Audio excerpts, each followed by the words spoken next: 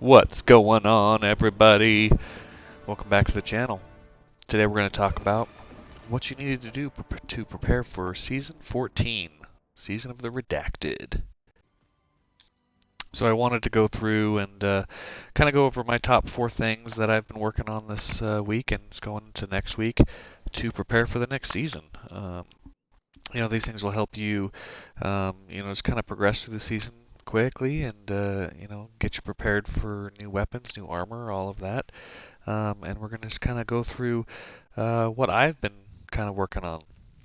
So the first thing that I wanted to talk about was, weapons. Really locking down the best weapons that you can get and, things to look for that I think people have been sleeping on. So the first thing that we'll talk about is linear fusion rifles. With the upcoming buff coming to linear fusion rifles, we want to make sure that we have the best rolls possible to make them viable in that higher end content.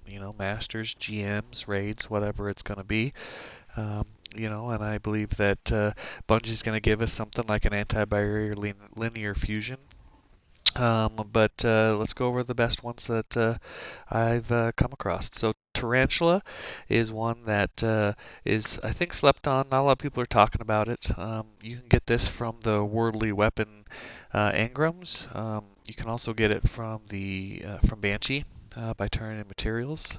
But the role I'm looking for on the Tarantula, or that you should be looking for, is really one with box breathing. And if you can see from the clips here, with box breathing, you're getting right now before the buff, 55,800, which is quite good. The next one you'll be looking for is Threaded Needle, one with Vorpal.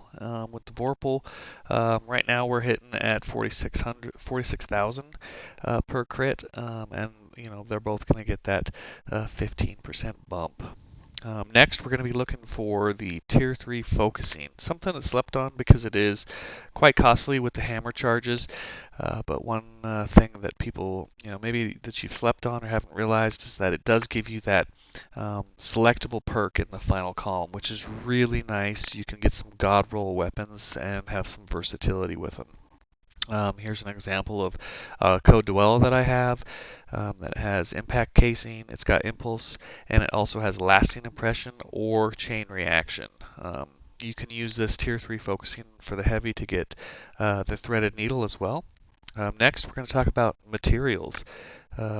Materials are always a valuable asset to have. And if you've been grinding double loot this week, then you should be dismantling all of your blues to get cores. So you're going to upgrade them to 8 energy. It'll cost you 3 cores and 1 enhancement prism, but you'll get 6 cores back. But enhancement prisms are really easy to get if you're running those nightfalls, and this will just help you to really stock up on them and get as much as you can. As far as upgrade modules, at this point in the season, XP is not really that important, so make sure you have modularity on in whatever activity you're running. And then, of course, I always have the ultimate glimmer booster on towards the end of the season just to keep my glimmer up, especially with dismantling so many blues. You're going to need that. Next, you want to be visiting Spider every day and really stocking up on all the materials you can. Really looking for the ones that he sells for legendary shards, as most of us have a lot of those. If you don't have a ton, start dismantling those shaders because they will be going away next season, and so there's no reason to hold on to those stacks of them.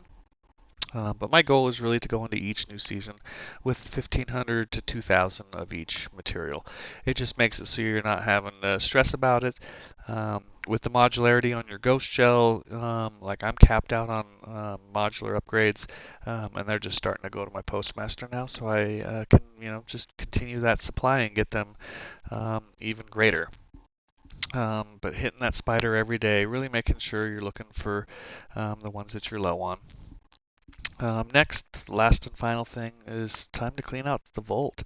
You're going to need to have space for the new weapons, new armor, new exotics that are coming up. This is hard. You have to make the hard decisions on what you're going to use, what you're not going to use. If you're like me and you try and hold on to, multiple of each exotic, you can start whittling those down to your best rolls, things that you're really looking to key in on. I'm really looking at each individual perk for each exotic and which tier that I really want to push for those, and then just kind of deleting, what's not going to be the best.